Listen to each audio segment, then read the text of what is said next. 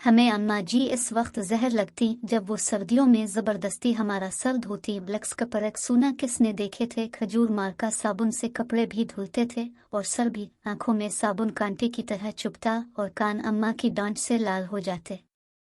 हमारी जरा सी शरारत पर अम्मा आग बबूला हो जाती और कपड़े धोने वाला डंडा उठा लेती जिसे हम डमनी कहते थे, लेकिन मारा कभी नहीं। कभी ऐन वक्त पर दादी जान ने बचा ला, कभी बाबा ने, और कभी हम ही भाग लिए। गांव की रौनकों से दूर ऐन फसलों के बीच हमारा डेरा था।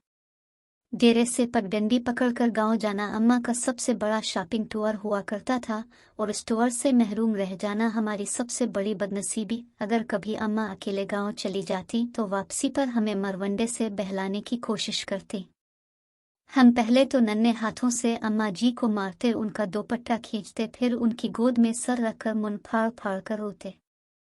कभी अम्मा गांव साथ ले जाती तो हम अलिफा चेलती कूदते, खुशी खुशी उनके पीछे पीछे भागते। शाम गए जब गांव से वापसी होती तो हम बहुत रोते। हमें गांव अच्छा लगता था। माँ, हम गांव में कब रहेंगे? मेरे सवाल पर अम्मा वही घुसा पटा जवाब देती, जब तो बड़ा होगा, नौकरी करेगा, बहुत से पैसे आएंगे, तेरी शादी होगी, वगैरह वगैरह। यूं हम माँ बेटा बातें करते करते तारीख डेरे पर आन पहुंचते। मुझे याद है गांव में बाबा मुजफ्फर के यहाँ शादी का जश्न था। वहाँ जलने बुझने वाली बत्तियां भी लगी थी और पटाखे भी फूट रहे थे। मैंने माँ की बहुत मिन्नत की कि रात इधर ही ठहर जाएं, लेकिन वो नहीं माने। जब मैं माँ जी के पीछे रोता रोता गांव से वापस आ रहा था तो नियत में फतूर आ गया और चुपके से वापस गांव लौट के आए। शाम का वक्त था। माँ को बहुत देर बाद मेरी गुमशुदगी का अंदाजा हुआ। वो पागलों की तरह रात के अंधेरे में खेतों में आवाजें लगाती और डेरे से लेकर गांव तक हर कोने में लालटेन लटका कर झांकती रही।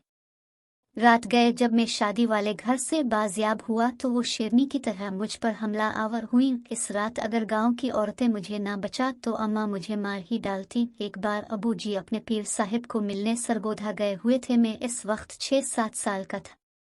मुझे शदीद बुखार हो गया। अम्मा जी ने मुझे गर्म चादर में लपेटकर कंधे पर उठाया और खेतों से गुजरती 3 किलोमीटर दूर गांव के अड्डे पर डॉक्टर को दिखाने ले गईं। वापसी पर एक खाले को फलांगते हुए वो खेत में गिर गईं, लेकिन मुझे बचा लिया।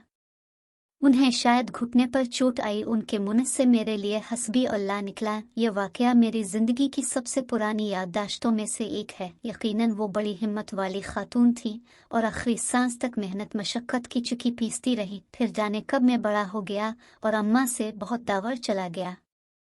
साल भर बाद जब घर आता तो माँ गिले लगाकर खूब रोती, लेकिन मैं सबके सामने हंसता रहता। फिर रात को जब सब सो जाते तो चुपके से माँ के साथ जाकर लेट जाता और उसकी चादर में मुंह छुपाकर खूब रोता। माँ खेत में चारा काटती और बहुत भारी पिंड सर पर उठाकर टोके के सामने आन फेंकती।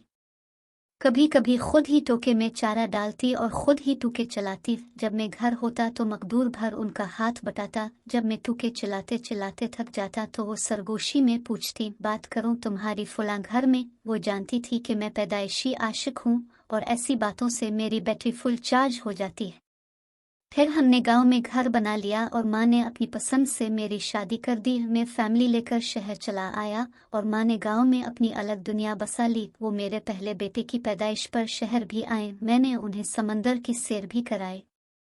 क्लिफ्टन के साहिल पर चाय पीते हुए उन्होंने कहा, इस समंदर से तो हमारे डेरे का छप्पर ज्यादा खूबसूरत लगता है।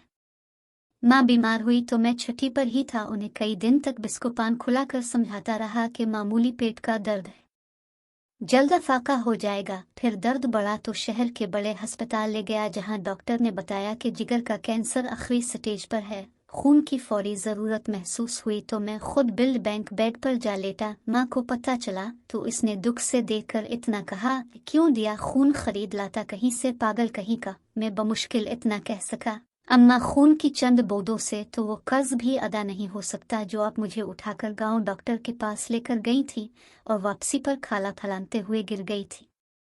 वो खिलखिलाकर हंसी तो मैंने कहा, अम्मा मुझे माफ कर देना, मैं तेरी खिदमत ना कर सका। मेरा ख्याल है कि मैंने शायद ही अपनी माँ की खिदमत की होगी, वक्त ही नहीं मिला। लेकिन वो बहुत फराख दिल थी। बिस्तर मर्ग पर जब बार बार मैं अपनी कोताहियों की उनसे मुआफ़ी तलब कर रहा था तो कहने लगे, मैं राजी हूँ बेटा, काहे को बार बार मुआफ़ी मांगता है। माँ ने मेरे सामने दम तोड़ा, लेकिन मैं रोया नहीं।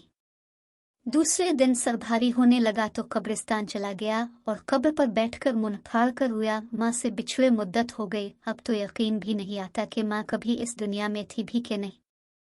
आज बैतुल्लाह का तवाफ करते हुए पठानों और सूडानियों के हाथों फुटबॉल बनता बनता जाने कैसे दीवार कबा से जा टकराया। यूं लगा जैसे मुद्दतों बाद फिर एक बार माँ की गोद में पहुंच गया हूँ। वही सुकून जो माँ की गोद में आता था, वही अपनायत, वही मोहब्बत जिसमें खौफ का उनसर भी शामिल था। इस बार मुंह फाड़ कर नहीं, धाड़े मार मार कर रोया। 70 माओं से ज्यादा प्यार करने वाला रब कबा और हम सदा के शरारती बच्चे।